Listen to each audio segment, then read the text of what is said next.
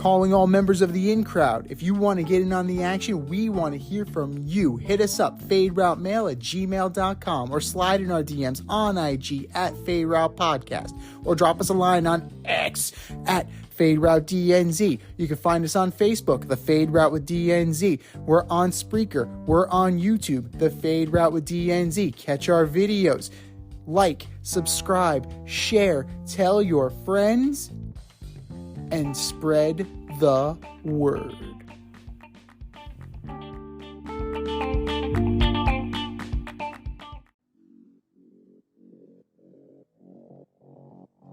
Coming at you from the Hey Yo Studios, it's the Fade Route with DNZ. Here are your hosts, D and Z.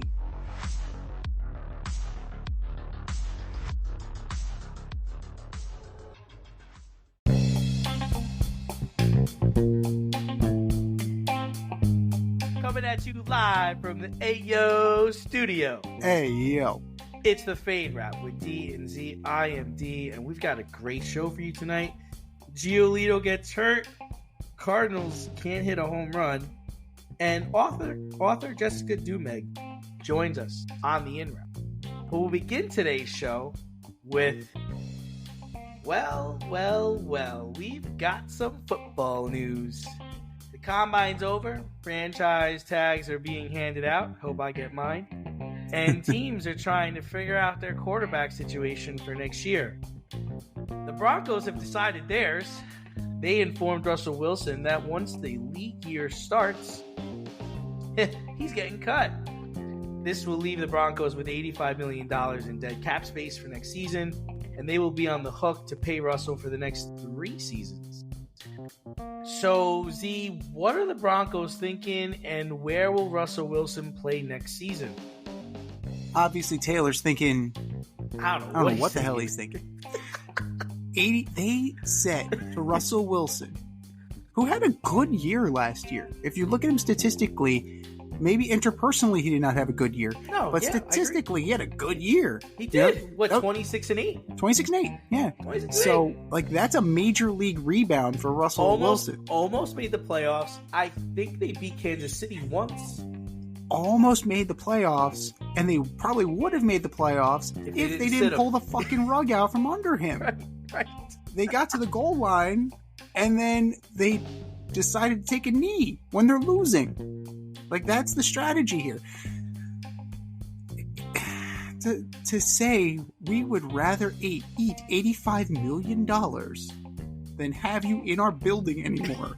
We will pay you we'll pay $85 million so you just don't ever show up again at work. Dude, don't come. Yes. We are changing the key code. Stay the fuck out of the building. We're changing everything. You get your personal coaches out of here, clean out your office, and we never want to see you again. That is Make like a tree and get out of here. So the damn Ford. So that's what it is. That's how toxic the relationship got between Sean Payton and Russell Wilson. I mean, is this guy... I mean, listen, Z, we just talked about it. 26-8.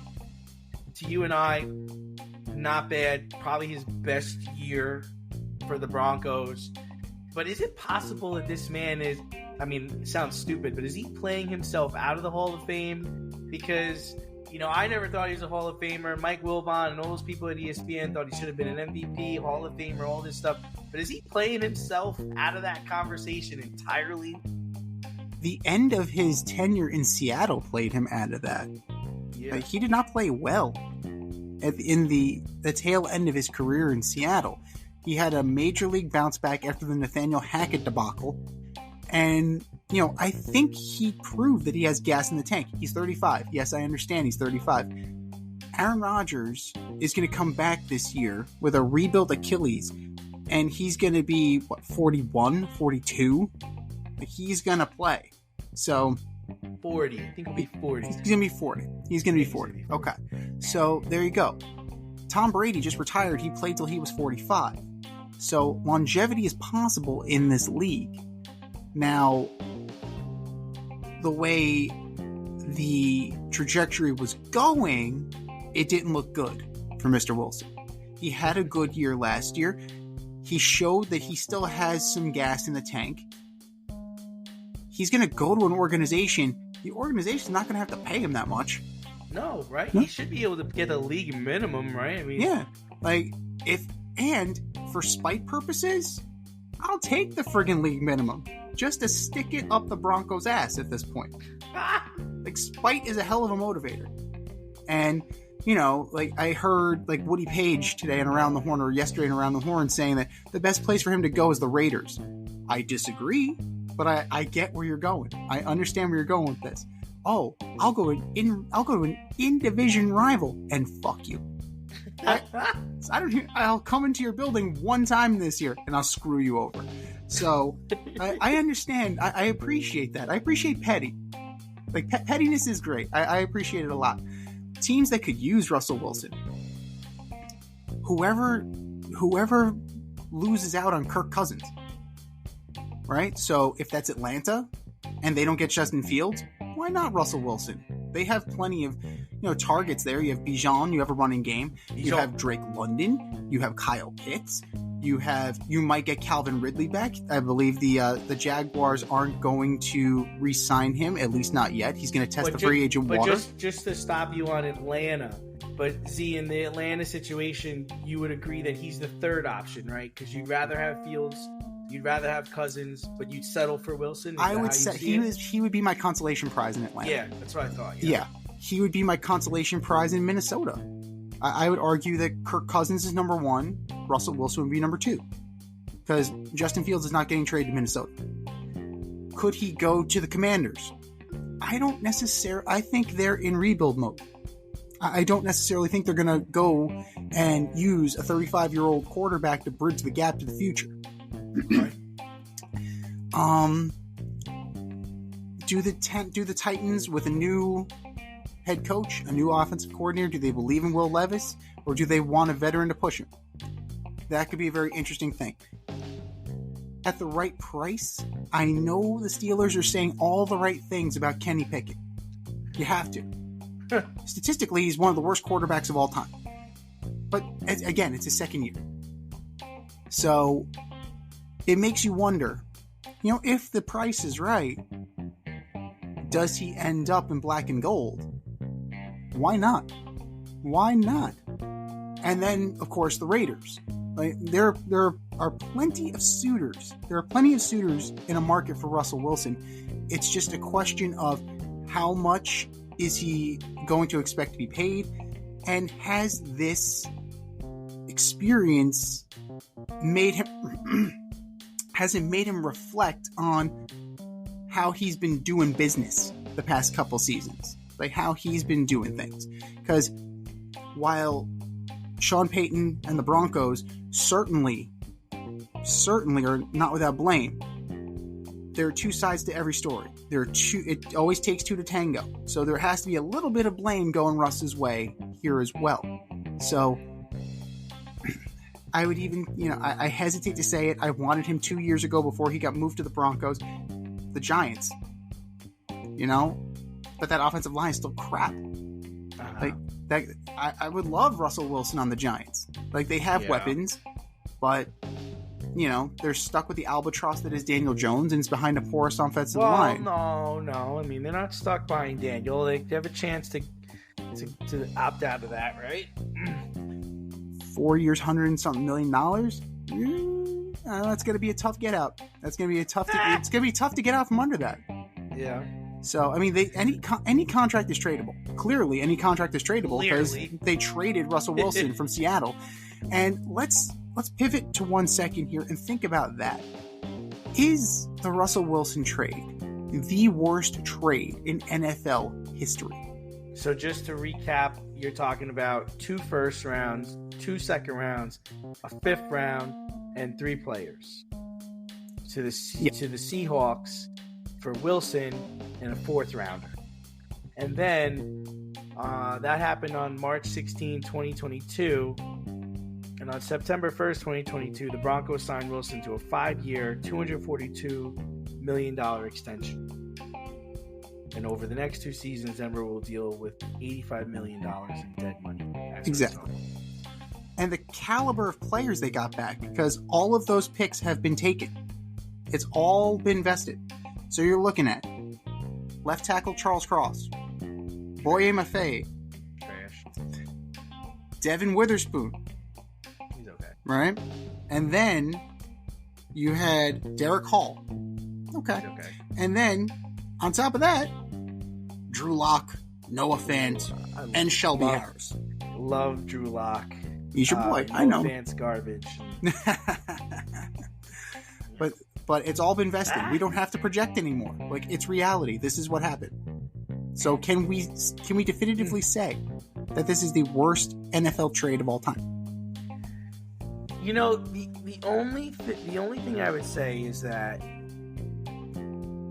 I feel like in this NFL you can bounce back, right? I mean, we saw the Rams. Look at the Rams. They traded everything for Stafford, and they were back in. Number one, they won the Super Bowl, but they were back in it this year without having all the picks that they have. Now they did, actually get. I won't say they got lucky, but they did right, and they got some good guys with their draft picks. We talked earlier in the day about Herschel Walker possibly being measured up against this, but this I think has the potential to be the worst deal of all time. Well, when you think about the Herschel Walker trade, both teams kind of benefit, right? Here, Seattle definitely did. Did the Broncos? They're left with $85 million dead cap hit. They don't have a quarterback. I'm sure they would love to have Drew Lock back. They don't have the tight end in Noah Fant. They don't have Shelby Harris. They got Ugats is what they got for all this. 2 seasons, one of shooting themselves in the foot and the other one of Nathaniel Hackett's ineptitude. Straight up ineptitude. And it's got to be. Like, at this point in time, until the next one happens, this one has to be the worst trade in NFL history. Yeah, so, just to put my 2 cents in here, I don't really know what they're thinking. I guess they're going to roll with Stidham and draft a guy. I don't understand why they couldn't make it work. He didn't have that bad of a season, but I talked to a former head coach last week about Russell Wilson, and he didn't think he played very good last year, despite the numbers. He said he's not any good. He's not a good quarterback. And then I've talked to another scout who's pretty much said that he's not a leader, which I thought was like, whoa, I mean, good, jeez. So there's not a lot of people going to bat for Russell Wilson, which makes me wonder, where is he going to play? To me, the one that jumped out right away, and I think it's a no-brainer, is the Steelers, right? Yeah. Because of the front office there, the head coach, the type of football they play, right? We're not an air-it-out team. No. We're going to run the football. We're going to pick our spots. We're going to play defense. Sounds like it's something an older quarterback can work with.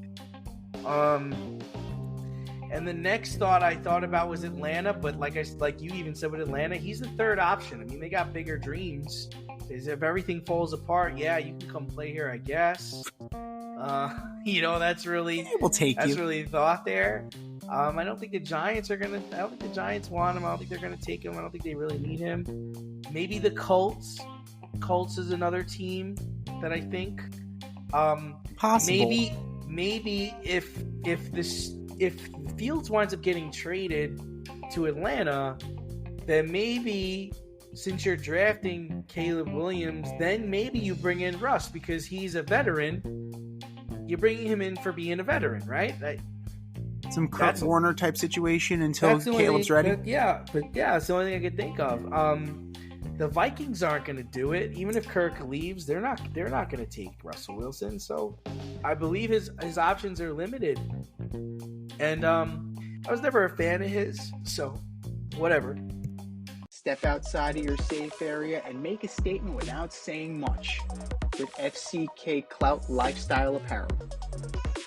Embrace the colorful chaos and stay emotionally regulated in their hoodies, snapbacks, graphic tees, accessories, and more.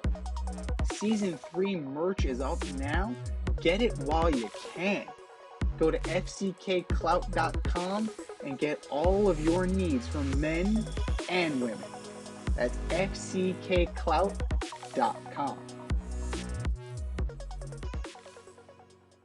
But you know what's not whatever? The New York Rangers. 40 wins. They did lose to the Panthers on Monday, and it, definitely exposed them a little bit, especially against upper echelon teams in the Eastern Conference. But the talk of the town recently has been Rangers enforcer Matt Rempe, the Rempire State Building, as they're calling him. Yeah. The 6'8" bruiser, who on skates is over 7 feet tall, and you can't teach that, has other teams circling the Rangers on their calendar, has other enforcers circling the Rangers on their calendar.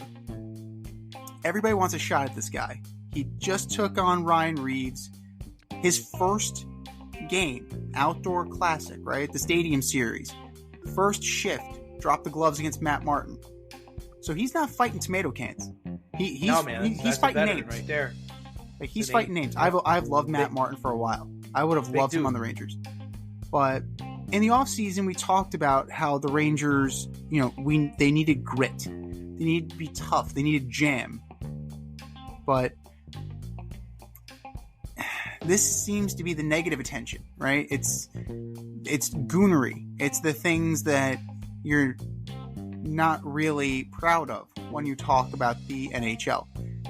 So how important is it for Matt Rempe to pick his spots and learn how to be a professional hockey enforcer when it comes to fighting these guys who are gonna come and try and take a poke at him? I think it's incredibly important. But on another note, I believe the Rangers made a trade today. Alexander Wenberg. Got Wenberg. Yes. Which, with hockey, it's all about being strong up the middle, right? You got to have a good center, you got to have a good goalie, and you got to have a sturdy defense. And I think this center is going to really present that to them. Absolutely. Which may make your boy Rempe have to go back down, but people like him too much, so I don't think that's going to happen. No, he needs to pick his spots, and he talked about that after the Panthers game. He felt like players were egging him on.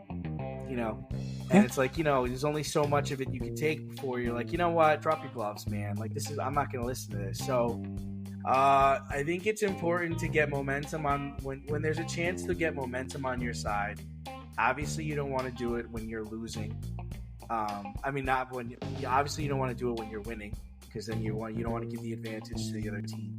So he's got to pick his spots. He's got to be smart. I unlike a lot of people, I do believe in this Ranger team. I think they got to stay the course. I think they have a good coach. When they get north and south on you, man, it's a wrap. Like, they can get north quick, right? They can rush. Absolutely. They can rush quick. Zibanejad has really been great. I now with this center, I feel a lot better about the defense. I feel a lot better about up the middle. These games they lose to the Panthers, these games they lose to the Hurricanes, that's the shit that makes me nervous. Well, they're losing games to teams with strong defense. That's the thing. Like, when you start working on guys like Brady Shea, guys like, Brett Pesce, Jacob Slavin, pretty much anybody in Carolina. They're tough, they're gritty, they'll work you. They're lunch pail guys. Carolina is the nemesis. Carolina is the nemesis. I'm just going to say it right there. They're like the antithesis of what the Rangers do. They'll grind you down. Their defense is tough as nails, and they're going to give the Rangers fits. Absolutely, they're going to give them fits. Where they struggle is in front of the net. Like Chris Kreider, like, he's playing out from the net again. He does play in front of the net on the power play, so there's that. But one guy who's really not living up to that expectation is Barclay Goodrow. They got him from Tampa Bay for that reason, and he had a good first year. And and it has been diminishing returns ever since. Barclay Goodrow, I mean, last year he had the broken foot. Like, he's, it's not trending in the right direction for Mr. Goodrow. That's where Matt Rempe could really, that's where he can really be a difference maker. Dude, 7 feet tall. You're telling me you can't put a 7-foot screen in front of a goalie? Come on now. And he's going to jam at the puck. Chara status right there. Yeah, he's almost as tall as Zdeno Chara. Yeah, absolutely. Like, Big Z was... Dude. He was absolutely... Like, he's an eclipse. Fuck. Like, he's going to be a goalie eclipse in this league. So... And even Ryan Reeves said, Revo, after he fought him, he said, this guy's going to be a menace. That's another great nickname for this guy. The Menace. So, guys are afraid of him already. Like, guys are kind of, like, seeing that he's legit.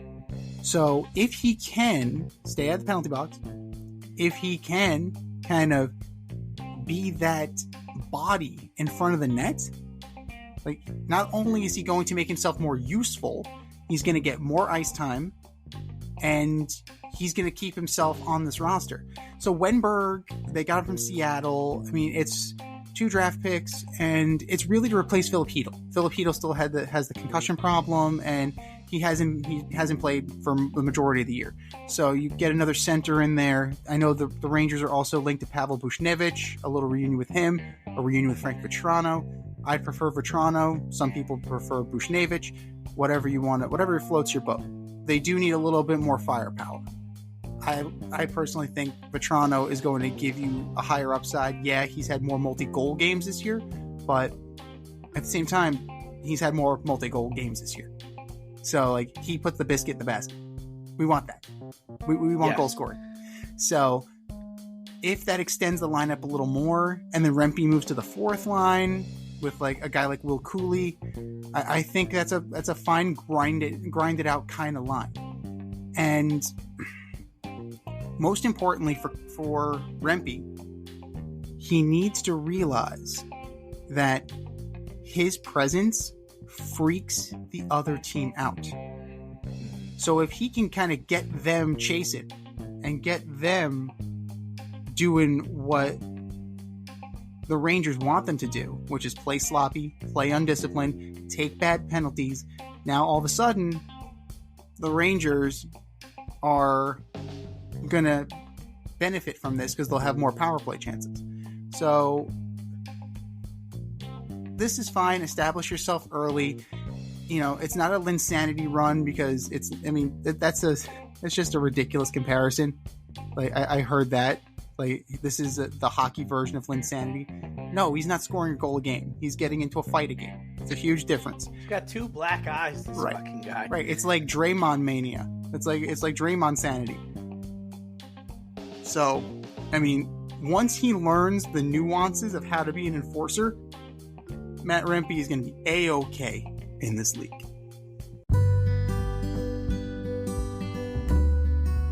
Avoid messy accidents. Get better stopping power with your brake pads. Callahan brake pads. You never know when you'll be driving in the road and there will be a truck tire that you need to avoid and save your family.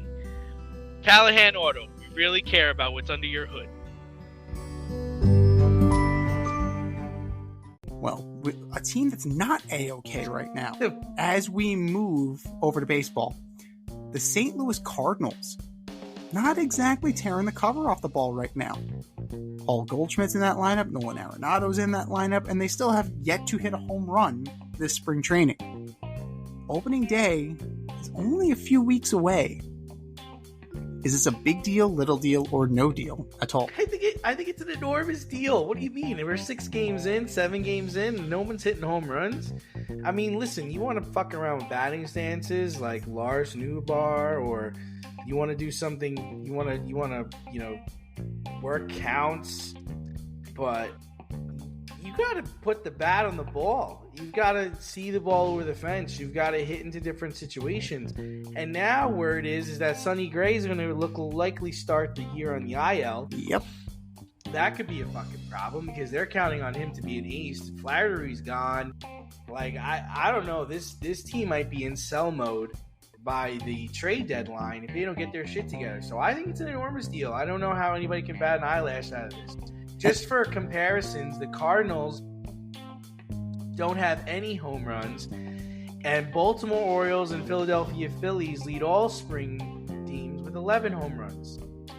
And they've all played the same number of games. So I think there should be some concern in St. Louis. Well, you don't want to leave them all in Florida, that's for sure. But you want to hit some. Well, you definitely want to hit some. Something, anything. Yeah. By accident, fuck it, whatever. You're not going against top talent every day. No, completely. Somebody's got to make a mistake.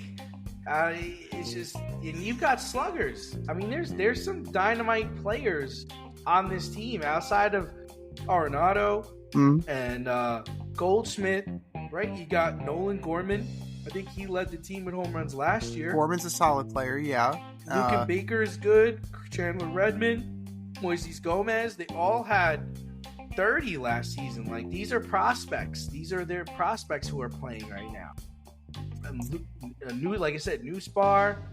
Newsbar. I actually like that guy, but somebody's got to hit something here. Come on, you're in a part of the National League. You have to face the Dodgers, man. Like, you got to put up some runs. I mean, it's pretty darn thin, though. I mean, as much as talented as they are, Wilson Contreras is coming back from a down year. He's going to have to contribute. Tommy Edmonds probably going to start the year on the IL. They signed Brandon Crawford. Oh no, seriously? Yeah, they signed Brandon Crawford to a minor league deal, so he's probably going to get the nod. But I mean, there's definitely a depth issue with the Cardinals that they cannot really afford this kind of lack of output or any injuries, especially since they traded Tyler O'Neill to the Red Sox.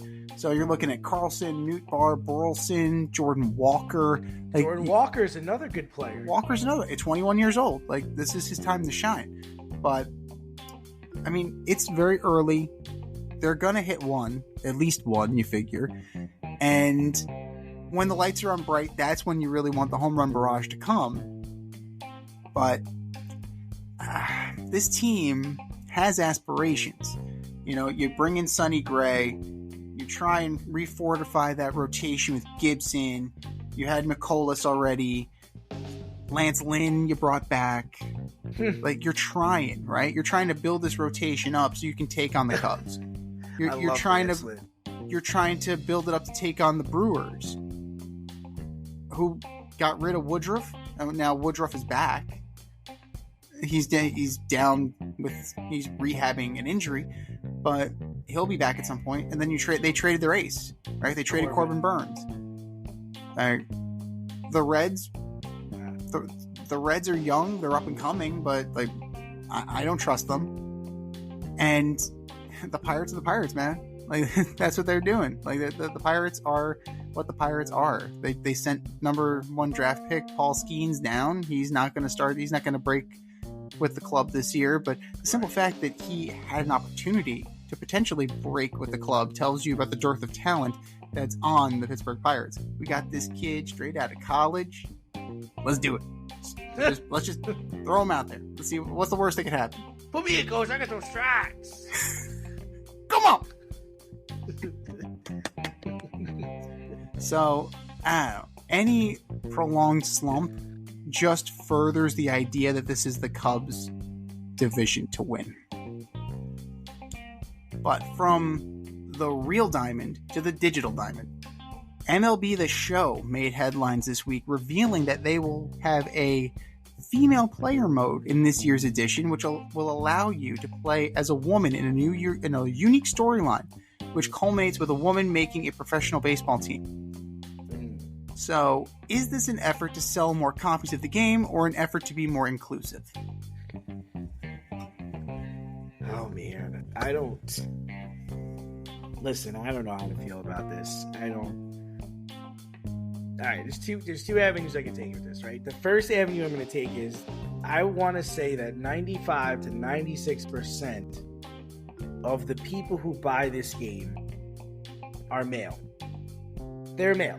I mean, it's a baseball game, anybody who knows playing a baseball game, it's a lot. I mean, it's 9 innings. It's 162 games. You can dumb it down to 26. You can dumb it down to 81 or 82, but it's a lot to play a baseball game. Okay? It's not for everyone. It's not an arcade game. There's strategy involved in this game.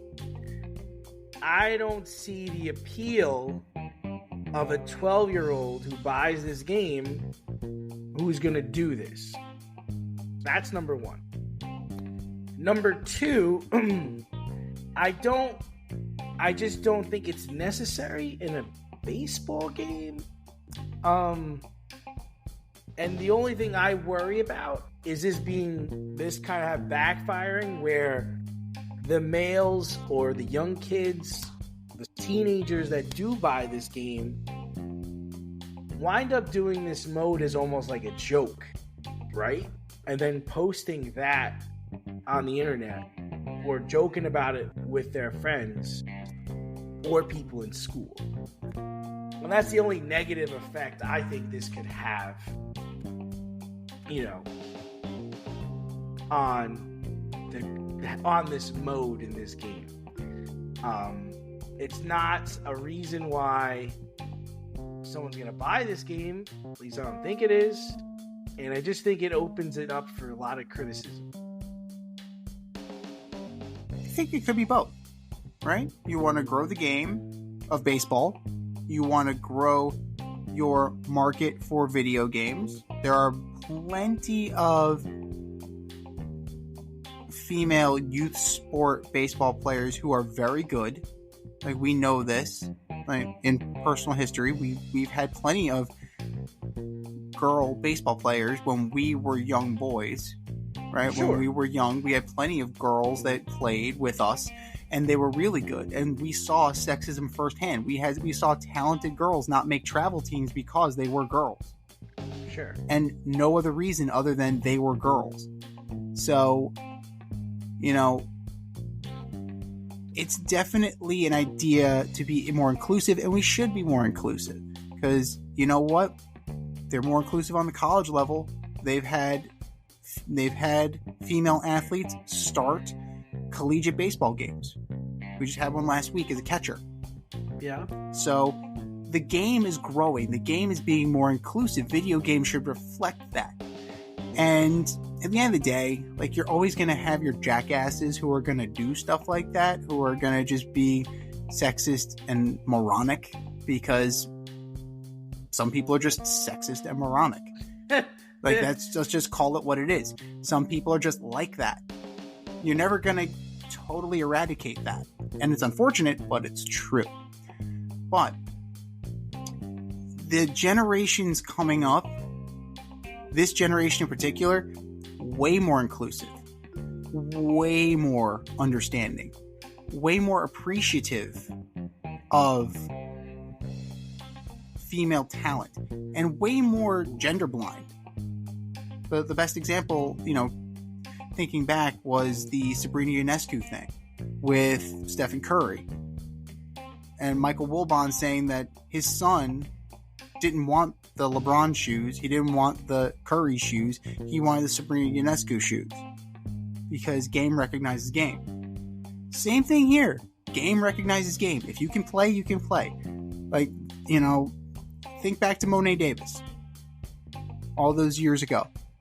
Right? She was talented. Probably still is talented. I lost track of what Monet Davis is doing these days. Would it surprise me if she was still playing? Not at all. Because you know what? She's talented. And game recognizes game. So it's important. It's important to be inclusive. But at the same time, we're not doing it. It's not altruistic, right? The profits from these games aren't going to charity. It's a business. At the end of the day, it's a business. And I'm sure this decision was put through multiple focus groups, went through multiple meetings, and this was not done on a whim.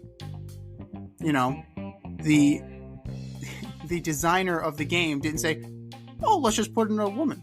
no, we're going to run this up the flagpole and see who salutes it. And I'm sure in that focus group, they found that there were plenty of people who would. I don't see an issue. And I think that the next generation isn't going to see an issue either. Unfortunately, I got to say,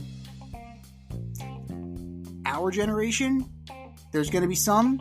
The generation after us, there's going to be more. There's going to be resistance to this. I can envision that now. Like we're of that last group where,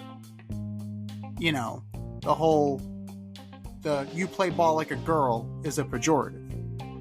Now people see that as a compliment because girls play ball just as well as the guys. And I think that's important. And we need to be proactive. We need to be on the forefront of this. I teach. You're a parent. I'm a father figure. Like we can't be dangerous. We can't be loose and flippant in that language because that's how sexism prevails. No, I feel like I don't remember which one it was. I don't know if it was NBA 2K or if it was one of the live series, but I vaguely recall them having the WNBA players or WNBA mode. And I feel like that's different, right? It's not the same thing as having a unique female experience of the show. Basically, for anybody who doesn't know what the show is, it's a professional baseball game where you start out in the minors, you create your player, and it's all about making it to the show. It's all about making it to the league. And so, what they've really done is that they've taken that and made it so that you can be a woman or a man. And the woman's storyline is unique, and it salutes the players that have, climbed into the minor league programs. And like I said, I don't think it's a bad thing. I just don't know if there is a market for what they're trying to do, and I don't know if that's the platform to do it on. And that's all, because like I said, gotta be 95 to 98% of the people that are buying this game are males. And they're looking for a specific thing. They're playing this game for a specific thing. I don't really know if there are a lot of females who want to play this game for that reason, right? Like I've never, even when I played the show, I've never been I want to do a season. I want to be Mike Trout. I want to be, Anthony Volpe, Aaron Judge. I'm not necessarily interested in creating myself and trying to make the majors. That was something I probably would have been interested in as a 17-year-old or 16-year-old or a young kid. That might have been fun, But sometimes it's getting out of, being able to play as the stars or, doing things of that nature. Yeah, it's a generational thing, because at the end of the day, we're older. I mean, we're still their target demographic because we're baseball players and we have discretionary income. Yeah. So there's that. Because we even seen it in the wrestling games. I mean, you remember you had the wrestling games where they had the women wrestlers, and you could make a woman wrestler and you could be the women wrestlers, and they were different than the men. I don't know if they would allow you to do the things you could do back then to them now. But it's an interesting avenue they've taken, and we'll find out how it works out. One of the things that are not working out so well for the Boston Red Sox is their starting pitcher situation. Luis Giolito may need to miss the rest of the regular season with a partial tear in his UCL. Now, Z, there are two fine gentlemen waiting at home for a phone call. So, should the Sox call Blake Snell or Jordan Montgomery? Or should they just roll with what they have because they're not going to win shit anyway? So, who would be in this rotation anyway? I'm just asking, because who are we looking at? Brian Bello, Stud. Cutter Crawford, Amazing. Tanner Houck, Cy Young candidate. Brian Mata. Unreal. Okay. Then you have your bullpen of Kenley Jansen, who they were trying to trade. You have Liam Hendricks, who's coming off of injury. Oh, jeez. Who basically they're just kind of they signed him to trade him. And then you have a guy like Chris Martin, not the guy from Coldplay. Although the guy from Coldplay might be more entertaining on the mound. And Nick Pivetta. Oh, that guy still plays? Yeah. Oh, and of course, former Yankee Garrett Whitlock and former Yankee Greg Weissert. So, that's their pitching. I think it's so funny because, when he got hurt, they're like, oh, shit. It's like, fuck. I mean, what did you really expect from Lucas Giolito? He went from the White Sox to the Angels to the Guardians last year, right? Because they made that big trade. The White Sox sent out Ronaldo Lopez. They sent out Lucas Giolito to the Angels thinking that they were going to help out a contender, and then Lucas Giolito shit the bed. Yeah. It shit the bed to the point where they sent him to Cleveland. It's like, you're so bad, you just go away. Just go away. We immediately regret this decision. I mean, the Red Sox team in general, just taking away this Luis Giolito situation, Yeah. I mean, they're roughly average, right? And they're in the division that they're playing in, average just ain't going to cut it, man. They're last place with or without him in that division. Right. I think we can agree on that. So, I think this is... They have a less than 25% chance of making the playoffs. Would you agree with that? Oh, I completely. Less than 10. And listen, I was being sarcastic when you were rattling off those nobodies who make out their pitching staff.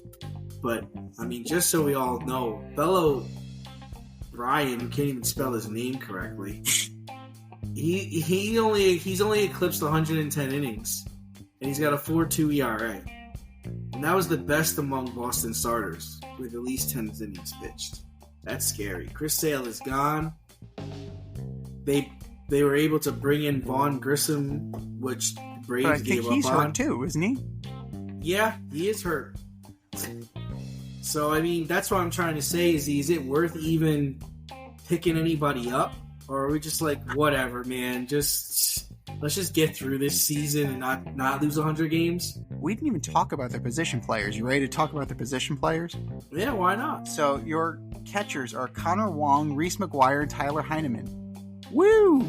Jason Varitek, man. They sound like people who work for Verizon. Yeah, can they go get Jason Varitek back? Can you squat?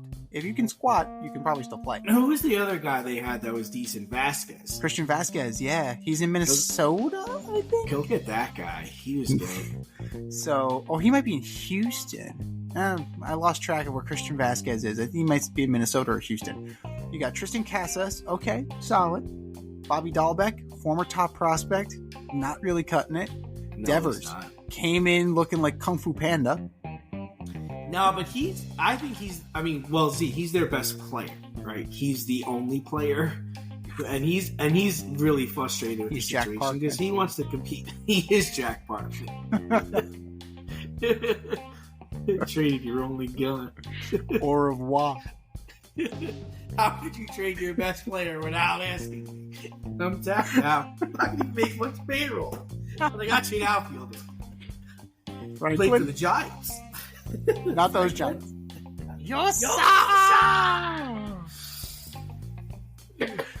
Major League 2, unfortunately, that's reality for the Red Sox right now.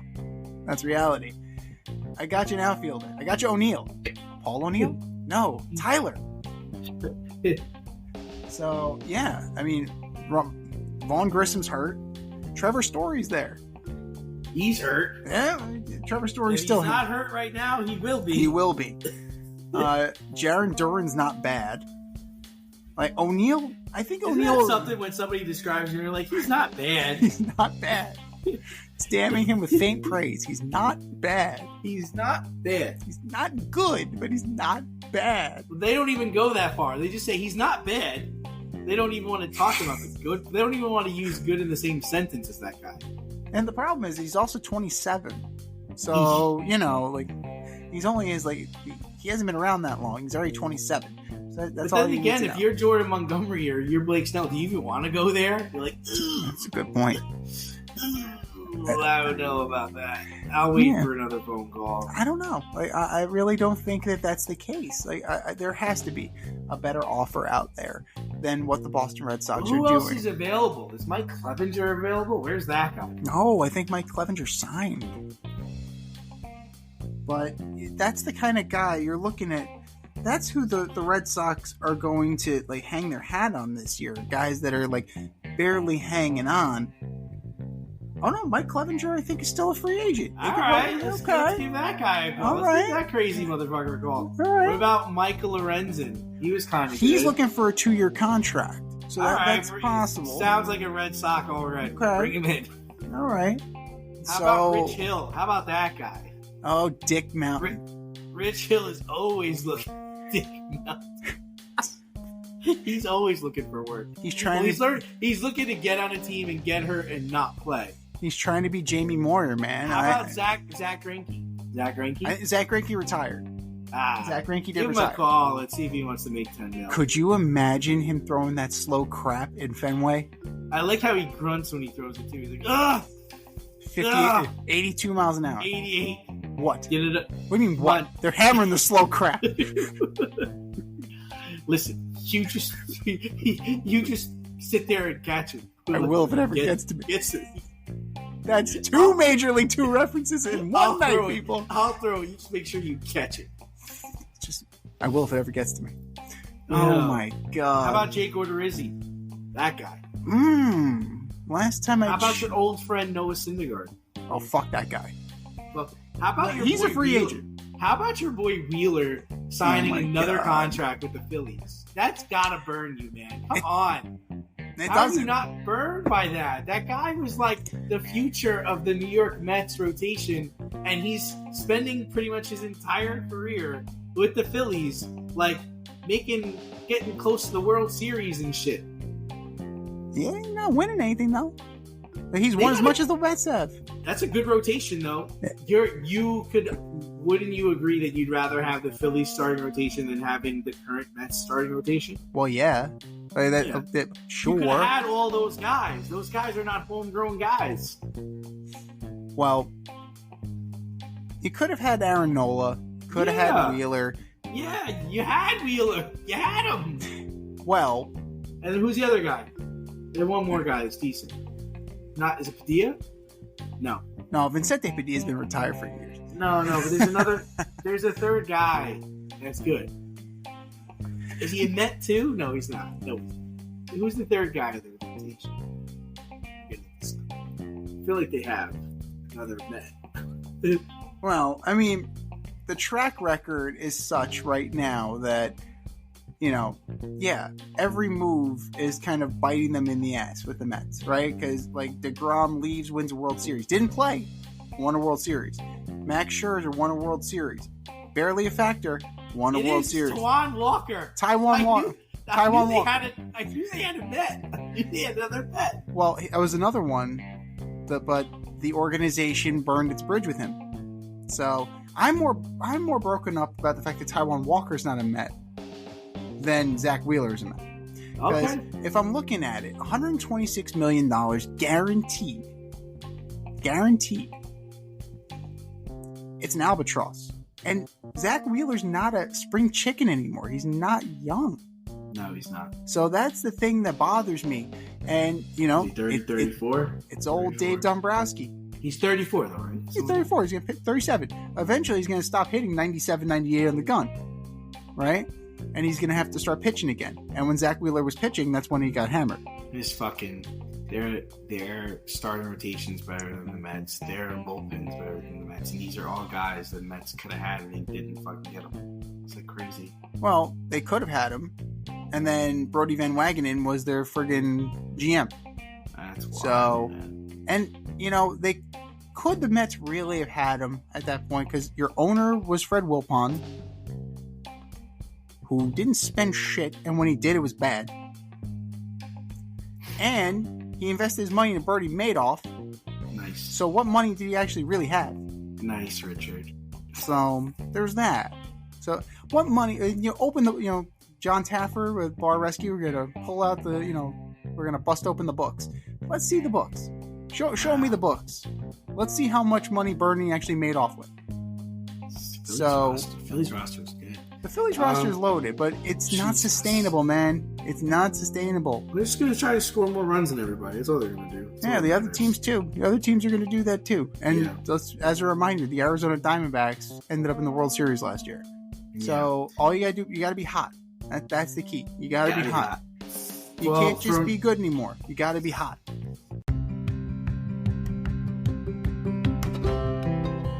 Do you love brownies? Of course you love brownies. But you know what's better than a brownie?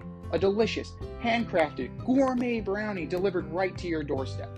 That's what our guys at Sweet Life Brownie Co. offer. Chef Tommy D and the crew offer a dozen delicious delights that you will crave, from the classic OB to Dutch apple to campfire s'mores and many more. Check out their website, sweetlifebrownieco.com, for their Friday brownie drops. At noon, their site goes live and you see what they're making. Since you're there, become a site member and earn points. You earn 50 points just by signing up. Make sure you follow them on Instagram and Facebook too, at sweetlifebrownie_co, for the latest updates and their latest releases and creations. That's sweetlifebrownieco.com. Give them a call, 845-641-3043, and tell them D&Z sent you. That's sweetlifebrownieco.com, 845-641-3043. Sweet Life Brownie Co., because there's always room for a brownie. Moving from runs to points, LeBron James scored his 40,000th point over the weekend. He was already the all-time leading scorer, passing Kareem and Karl Malone over a year ago.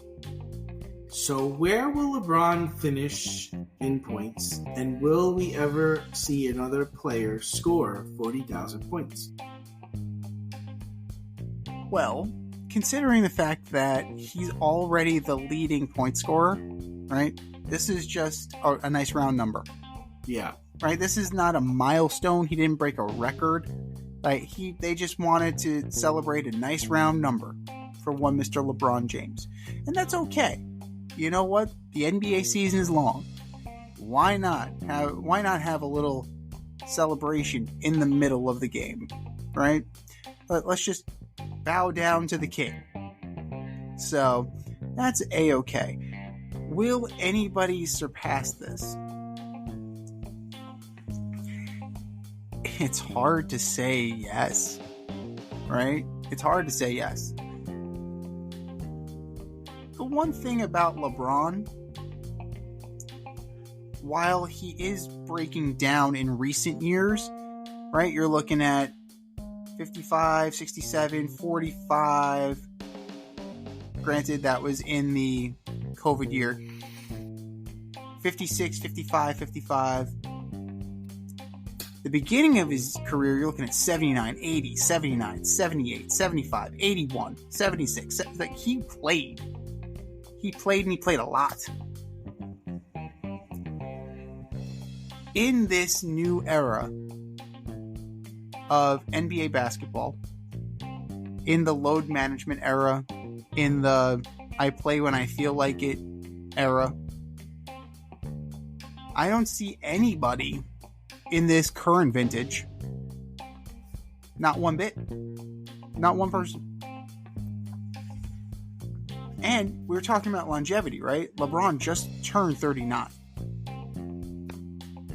So, who's going to hang on long enough to do that?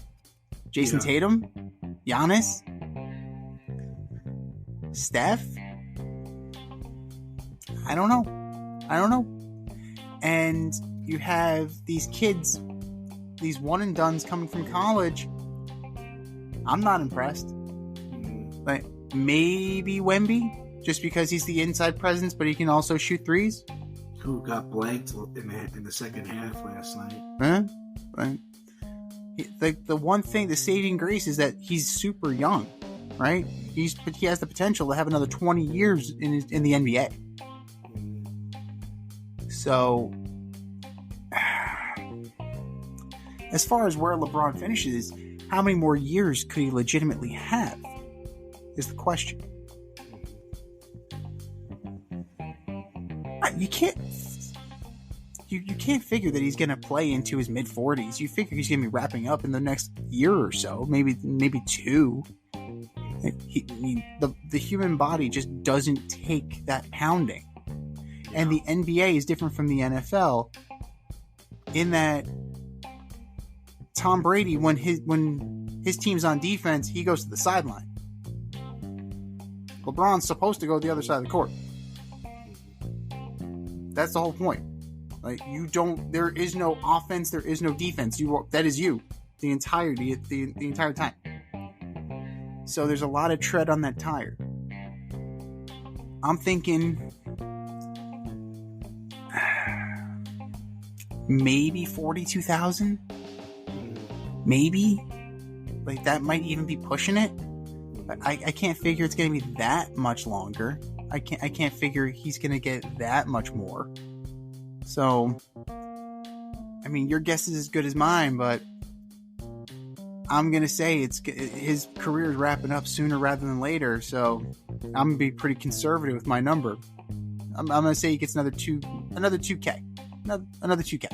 Yeah, well, I mean, he averages about 27 points a game. You got to assume that number is going to go down.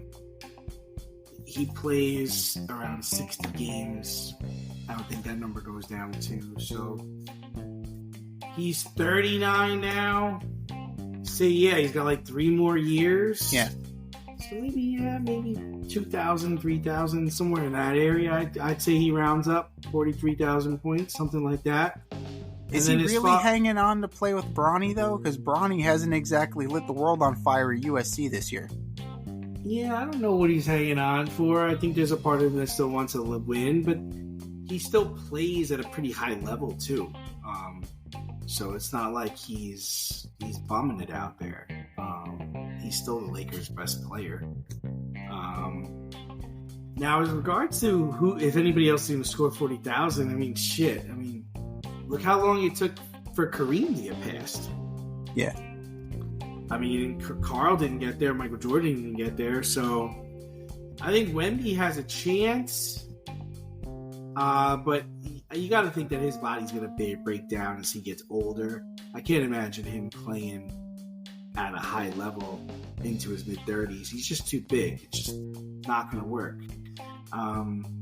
Even with all the 3-point shots that Steph takes, he's not even in the discussion there.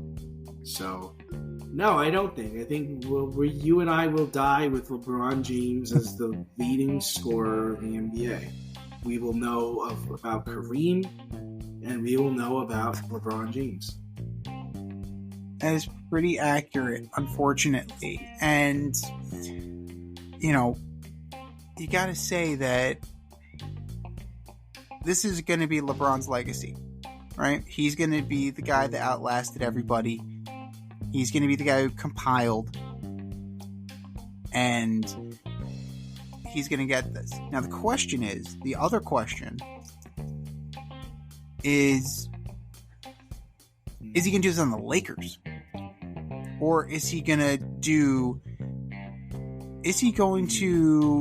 the mercenary thing just one more time?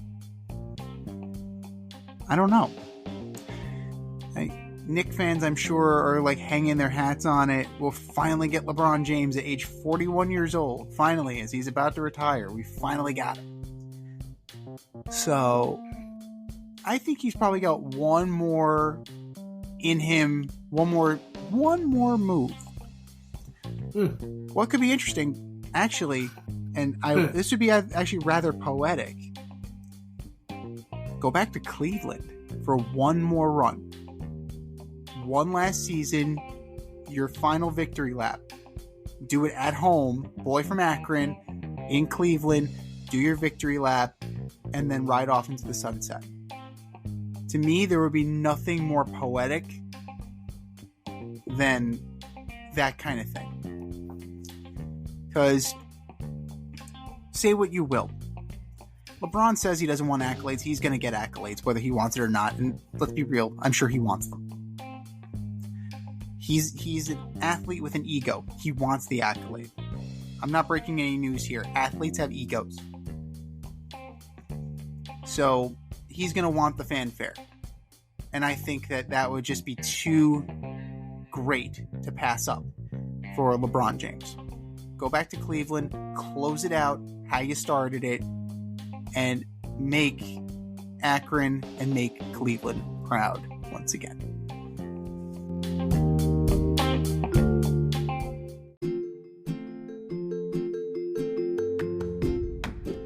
You can't help but smile when you see a balloon. The simplest occasion is a party. Westchester Pop Stars, located in New Rochelle, New York, offers balloon styling and decor for all life's events. Birthdays, anniversaries, weddings, showers, school and corporate events, store openings, or just because. Westchester Pop Stars takes balloons and shapes them into works of art, creating decorative installations for your special occasions. No event is too big or too small, and their custom personalization service is top-notch. Westchester Pop Stars is a private studio, quickly expanding. In-person consultation is by appointment only. Send an email to westchesterpopstars@gmail.com for more information or to schedule an appointment. No need to hire an event stylist. All you need is balloons. Currently servicing Westchester, Putnam, New York City, and Connecticut. To find Westchester Pop Stars, search for them on Instagram, Facebook, or Google.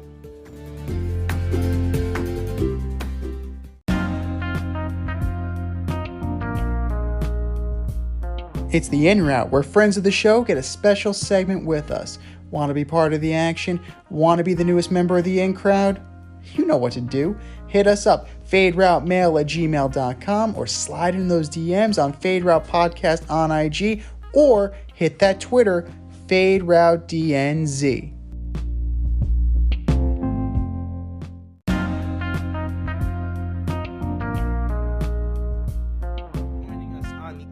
Today, we have founder and CEO of Bright Strategy Solutions and author of Warrior, Jessica Duemig. Hey, Jess, how's it going?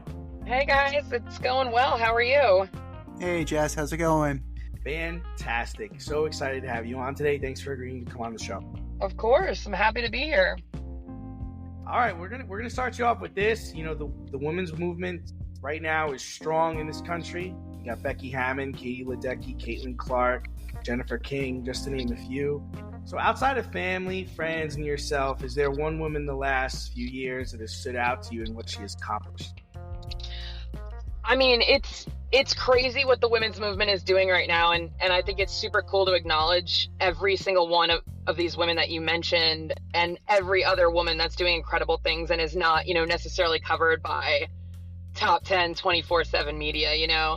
I grew up with really good, actually tremendous female influencers before influencers were cool. I mean, I grew up on Mia Hamm, and Susie Colbert, and seeing these women just do things that a lot of women weren't doing, and I grew up playing soccer, so Mia Hamm was right there always for me.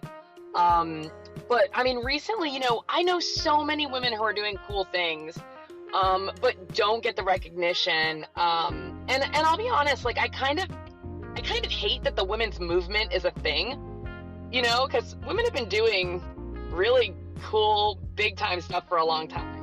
And I wish we didn't need to talk about it. I'm not a fan of, if you can see it, you can be it. I'm a firm believer of be whatever the hell you want to be, right? You don't need to see it. You don't need someone to tell you it's okay. It kind of flies in the face of what everyone's accomplishing these days, and I just love saying, I don't care what you think you can't do, you can. So whoever you see doing things, emulate them and go after it. Yeah, I think that's great. Just happen. Let's just let it happen. Let's not outline it, and let's just let it be. Let's just take you don't even have to take notes on it. It just happens. Yeah. And then, you're a founder, you're an author, you're a business owner, CEO, breast cancer survivor, PA announcer, director of special events. You're a one-woman show. I mean, so what hat fits you best? I'm a slashy. That's a thing these days. I'm not one thing with a lot of things on the side. I'm a slashy. I'm all of what you just said. But it's funny. I recently, about 6 months ago, made a huge career pivot. And that was, I went off like 100% on my own. All that stuff was kind of quote unquote on the side hustle culture. And now I'm doing a lot of PA, public address announcing, a lot of producing, and I'm loving it. And honestly, the producer hat just fits me so well. And that's the one that I lean on the most, because I love being in charge. I love telling people what to do, and I love seeing everything happen from an idea through all the script writing and the coordination and making sure it's all set, to then seeing the event come to life in the arena, on the field, whatever. I definitely have the PA voice, but the producer hat is the one I'll default to. Yeah, there's nothing better than when a plan comes together, when all the ducks align and everything you worked hard for just shows up on paper. And then when it doesn't go right, it's being able to change it on the fly, work in the moment, and still produce like a quality product. Absolutely. I think, plan for the worst, but hope for the best. And I think if you plan for the pivot, like, you're going to be so well prepared that you really can't go wrong. I saw a quote not too long ago that said you have to trust your future self. And it was in regards to like anxiety and all this crazy stuff that whatever algorithm throws into Instagram. But it kind of hit me, and I was like, you know what? That's amazing. I love that. Because if you trust your future self, you'll figure it out. You've prepared, and you'll figure it out. And I love that. You don't need to worry about it. Trust yourself. Yeah, it's actually something I've leaned on the last couple of years, and just saying, I've been in this business for a long time. I've seen everything. Trust that it's going to work out. Trust that you're going to figure out a way to come through, because you were built for this. This is what it was all about. This is why you stayed up late and worked, and this is why you ran into all the people you ran into and all the people you worked with, and everybody trusted you because you were built for that moment. Absolutely. So you've had the pleasure of announcing and organizing sports events throughout the state of Florida. Is there one venue in particular that you've worked at that outshines the rest? Well, I'd be remiss if I didn't say it was our days back at the Meadowlands, but that's not in Florida, so I'll stay on topic. I love working USF games at Raymond James Stadium, University of South Florida Bulls. It's my alma mater. A couple of years ago, I got the opportunity to actually PA homecoming, which I think we figured it out to be only the second, and I know that I'm totally contradicting what I said in the earlier question, but only the second woman ever to PA a college football game at an FBS level, and it was really cool. Super, super exciting. And producing at that stadium, I've been doing it there for 15 years with the Gasparilla Bowl and USF Athletics, and it's an amazing stadium. The staff there is bar none, and having that tie to Tampa and my alma mater, it just doesn't get any better than that, I don't think. No, it doesn't sound like it. That's wild. What an amazing experience. That's great. It was so cool. I did it honestly, and I didn't tell them this then, but I did it cold. I didn't research anything. I definitely just kind of leaned on my knowledge of USF football and a lovely, beautiful lineup card, which is just basically the depth chart and some last minute pronunciations. And man, homecoming is a lot of talking over 3.5 hours. It was so long. Such an amazing. Were you at the 50-yard line, or you kind of angled in the end zone? Oh, angled in the end zone. It's tough there. Yeah, it's tough, man. But yeah, the pro stadiums, they have the suites all up and down the sideline, so they're not gonna waste that real estate on someone like the PA announcer. I mean, come on. But yeah, it was such an amazing, I was on such a high for like hours after that, but man, the next day the crash was pretty bad. So I was like, I feel like I was hit by a truck. Straight adrenaline for 4 hours. It was great, but it was a rough next day. It wasn't until after it was over that you realized, wow, what did I just do, right?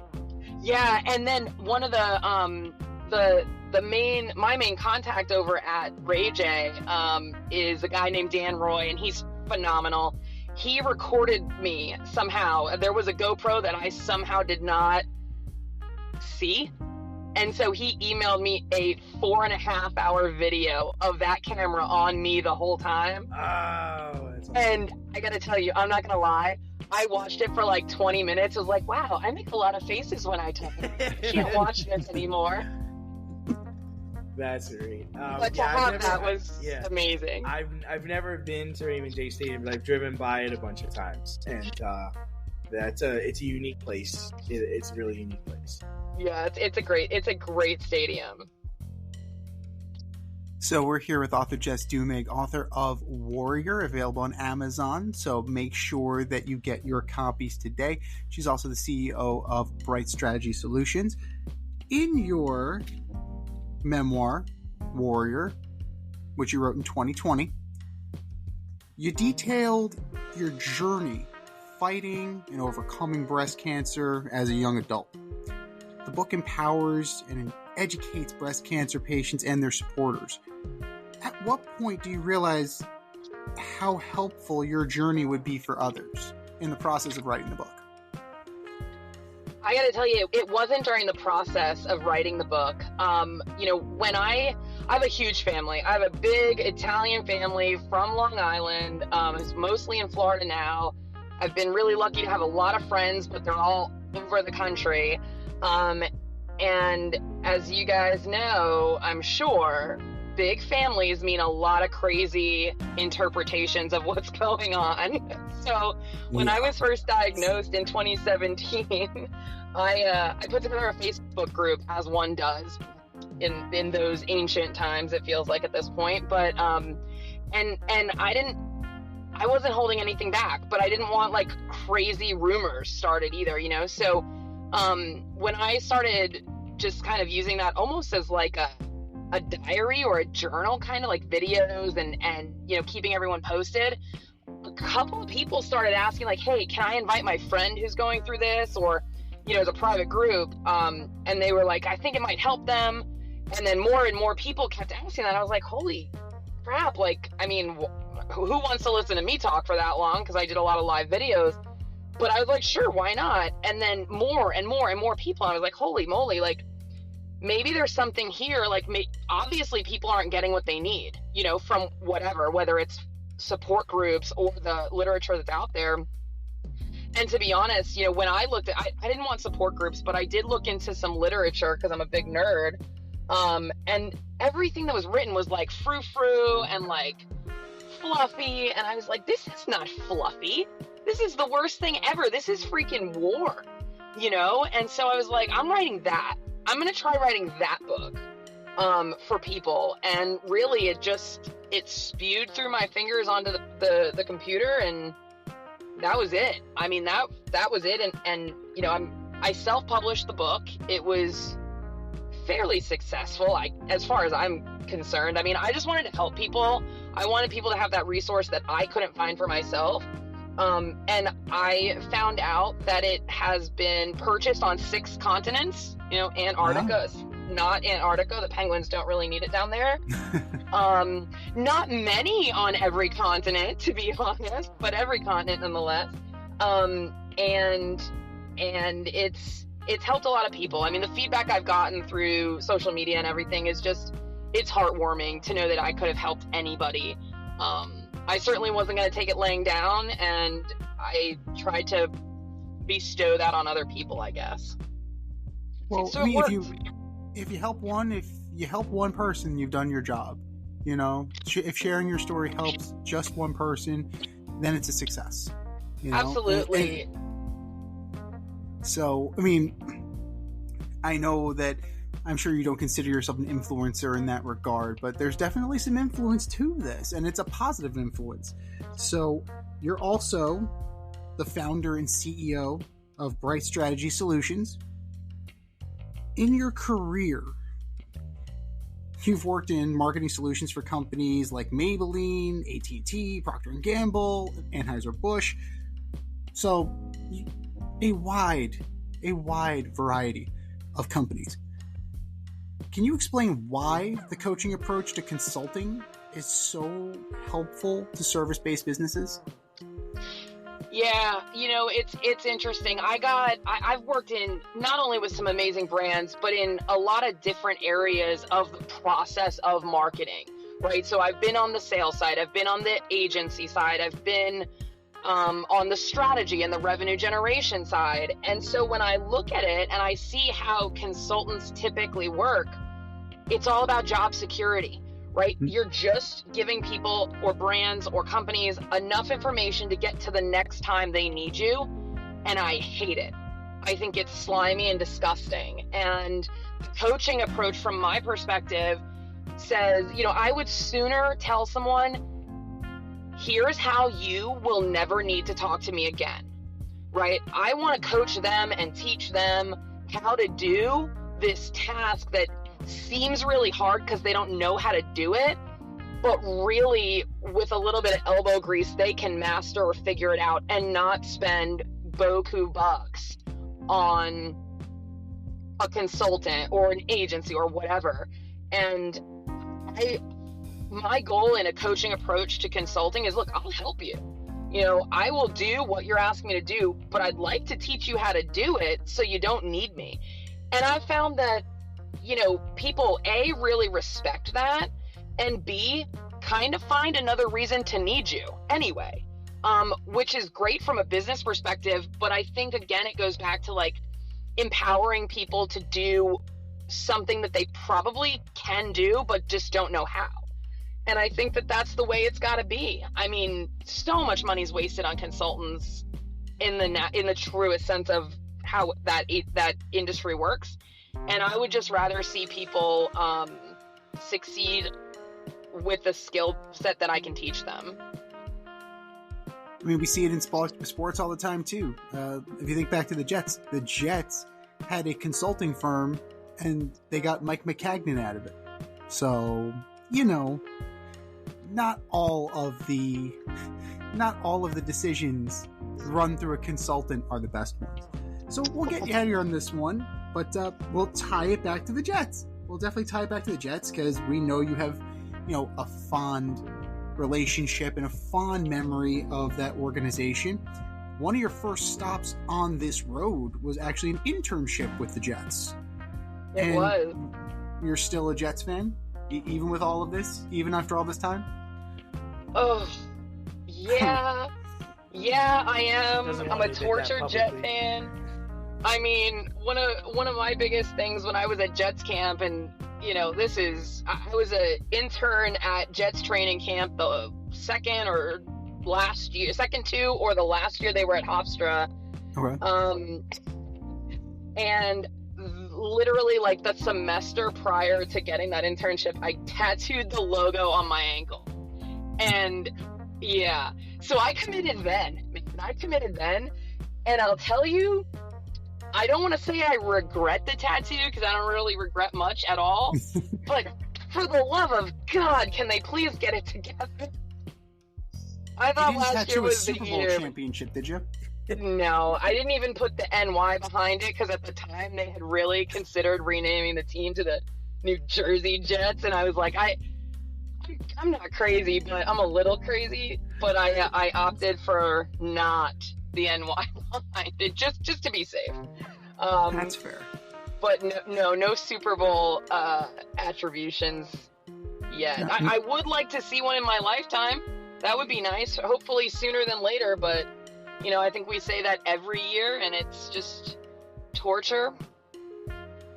Well, it's that Brooklyn Dodger mentality, right? There's always next year. So that haunted, lovable loser mentality of the Chicago Cubs. As a Met fan, I totally get it, but as long as you don't have to have anything lasered off, like I think that's a win.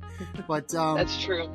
what do you envision? What do you want the Jets to do this offseason? And what are your expectations for them next year, hopefully with a full season of Mr. Rogers in the neighborhood? I think about this all the time because my bucket list job would be to GM the Jets, but that is pie in the sky, of course. But I'll tell you, I think, a lot of people say, oh, we need an offensive line. I think we need depth on the defense because our offense is not just going to turn it around in a year. And we've seen that every year for the past, I don't know, however many at this point. But look, if the defense is going to be on the field for 3/4 of the game, we need some rest for those guys. That's I think, at least, and that's not a knock on our defense. Our defense is fantastic, but they can't be on the field the whole game. So like I said, I don't think the offense is going to turn it around right away. So at least get those guys some rest and some depth there. But I can't not say the offensive line. I mean, there's no reason that Aaron Rodgers should have even had to scramble 3 plays into that game. So, I don't know. I think my expectations are probably 0 because that's the only way not to. I go in. I love the movie Dodgeball, and one of the quotes there is, "If you never have any expectations, you'll never be disappointed." And that always works right up until the 3rd preseason game, and I'm like, wait a minute, maybe this is the year. And then that expectation just jumps up, and then it's you again every time. Tim Boyle goes 8 for 8 in the 4th quarter of a meaningless preseason game, and yep, you got me again. You're hooked. Yep. Hooked. Yep. So, what do you think? Just to follow up on that, I mean, since we're talking about Scorbino backup quarterbacks, Zach Wilson. So they allowed him to seek a trade. You think he's gone, or you think he's just going to end up cut? Are the Jets going to get anything back for this guy? Knowing the Jets, and if history's taught us anything, he's probably going to get picked up by the Dolphins and be a freaking star. It makes me want to vomit, but that's what's going to happen. Or the He's Patriots. Gonna have to fight off Mike White again. Let me tell you, the fact that we got rid of Mike White makes me want to, how many times does it have to happen? Braxton Berrios, Mike White. I mean, insert every guy that ever went within the AFC East here. It's obnoxious. It's like, how do we not learn? But, I mean, I was a little surprised they cut CJ Uzoma today. I don't know if I said his last name right. I think he was a stud last year. I know he's expensive, but that move kind of surprised me. I get the salary cap thing, but honestly, there's so many ways around a salary cap. I don't know. But Alan Lazard didn't play how many games last year? Like, why couldn't they just get rid of Alan Lazard? Well, because that's right. Again, he's Rodgers' guy. Exactly. And this is the hard part about being in New York, where everyone, sucking for so long, and every year we hope it's the one guy is going to turn it around. Like, come on. But what kills me is, like, let's tell everybody our playbook. Here's an idea. Let's get Aaron Rodgers' favorite receiver. I wonder who he's going to throw it to. I mean, what the hell is that? Feel free to show your cards, everybody. It reminds me of back in the day when Brian Schottenheimer would call a 3-yard button hook on a 3rd and 7. It's like, well, okay, the same old Jets. It's crazy. Oh my goodness, I could go on forever. Long story short, I hope Wilson's out, but I hope we get something. He'll probably end up on the West Coast and probably be a stud, but he has no business in the AFC, I don't think. I know the Rams are hot for him, and I've always said that he would be perfect backing up Baker Mayfield in Tampa Bay, but we'll see where that goes. But, oh my God, he'd have not to beat a dead horse, he'd have a field day in Tampa. They would eat him alive and up and all at the same thing here. You're not Tom Brady. No all shit. Up and down Dale Mabry Road. Yeah, there's a lot of trouble for him to get into on Dale Mabry, that's for sure. Oh my God. Well, no trouble here. Jess Duemig, author of Warrior. Get it today. And if you know somebody who's a breast cancer survivor who's going through it. Get it for them. Gift it to them. So, Jess Duemig, thank you for joining us on the In Route today, and feel free to plug any upcoming projects, or feel free to, use this time to talk about Bright Strategy. Thanks, guys. No, I mean, honestly, I like to keep it, let my work speak for itself. I appreciate the opportunity. It's great reconnecting after however many years since Jets camp, Damien. That's awesome. It's so cool to be, still connected and chatting. And I'm just excited to kind of share my story, and hopefully it empowers somebody not to wait for some sort of terrible thing in life to do what you want, or to do what you need to do. Having breast cancer changed a lot for me, and probably things I should have changed a lot earlier on. So, I could be cliche and say, hug your kids, whatever, but no, just do what you want to do what's right for you, and don't wait for the end of what seems like the end of the world to make some changes in your life. So that's my story, and I'm sticking to it, guys. Thank you. You got it. Absolutely. Thank you for joining us. And if you want to join us on the In Route, if you want to be part of the In Crowd, hit us up, faderoutemail@gmail.com. Slide in our DMs on IG at Fade Route Podcast. Drop us a DM on X at FadeRouteDNZ. And you, yes you, may be the next guest on the In Route.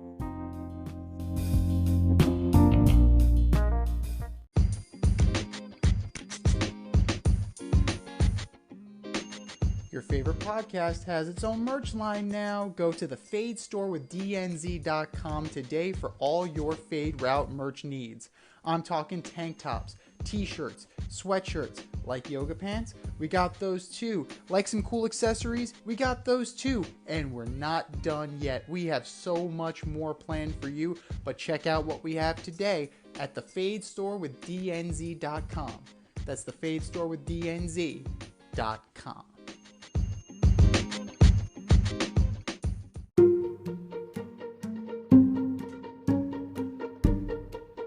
The Fade Store presents the Alleged Superstar of the Week Award.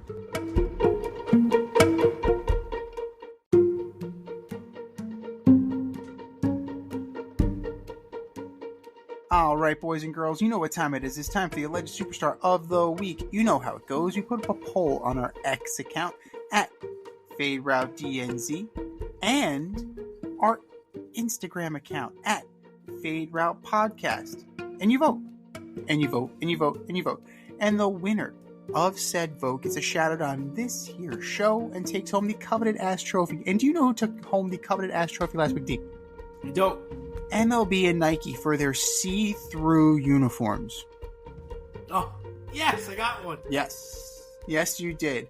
That is just, that is absolute junk. As Michael Wilbon would say. It is complete and utter junk. But that's last week. This is this week. Who are your nominees for Alleged Superstar of the Week, D? All right, first up, I've got Russell Wilson.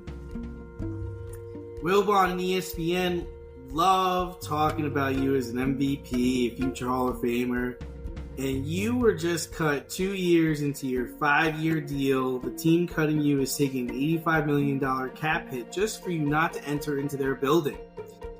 That's right. Russell Wilson, you are my Alleged Superstar of the Week. We tried. Number 2, the Broncos. You trade heaven and the moon and the stars and earth for Russell Wilson, signed him to an extension, and then decided to trade up, cut him when the new league year starts. Not even Madden would let you do a deal like that. Denver Broncos, you are my Alleged Superstars of the Week. Broncos country, let's go.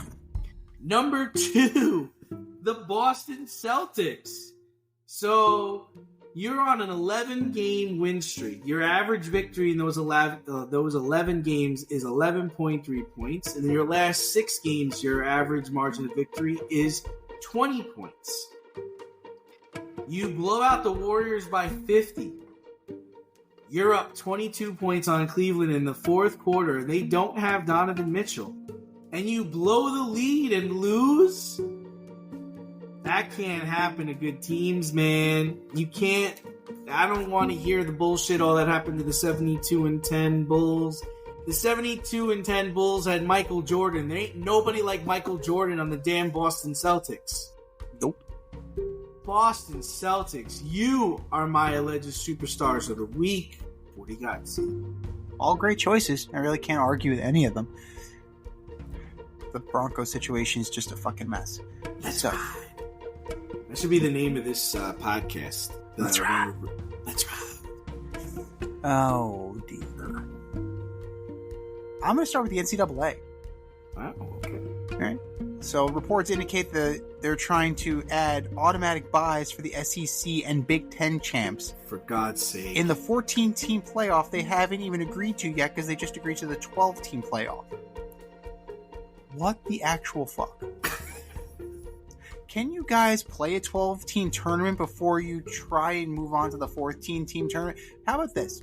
Just go on to 68 teams. You can have the first game in Dayton, and it'll just be like college basketball. Just do that. Just do that. That's what you want anyway. You want more games. You want more revenue. You want more eyeballs. Just do it. Just do it. We know what you were trying to do. It is pathetically transparent. Just fucking do it. NCAA, you are my alleged superstar of the week. Number 2, Garrett Cole. For being butthurt that Daniel Vogelback took you deep in a spring training game. And then he allegedly slow-trotted you. This is a newsflash, Mr. Cole. That's Daniel Vogelback. Right? You can't confuse him with Otis Nixon. You can't confuse him with Billy Hamilton. He was probably running full speed.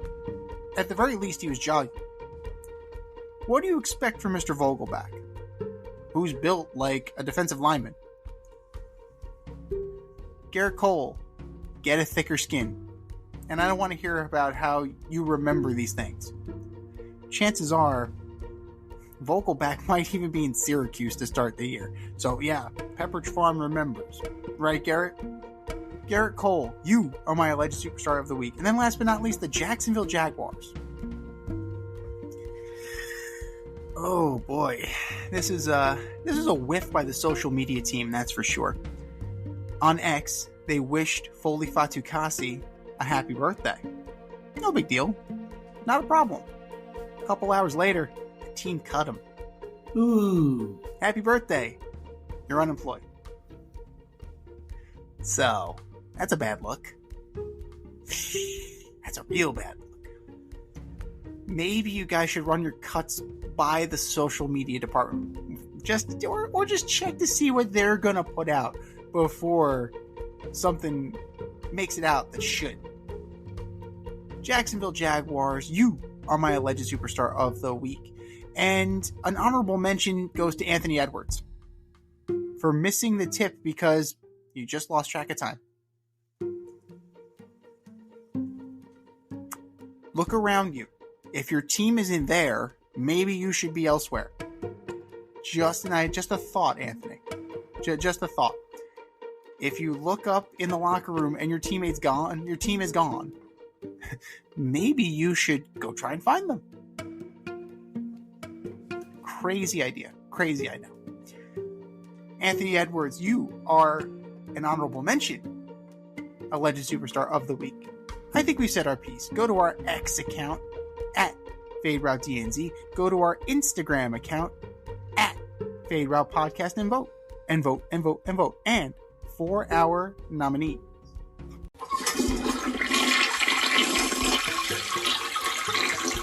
Just do better, boys. Just do better.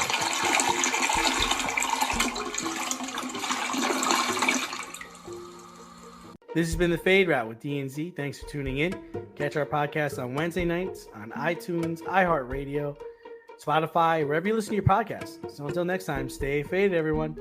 Time for us to run the go route. We'll talk to you next week.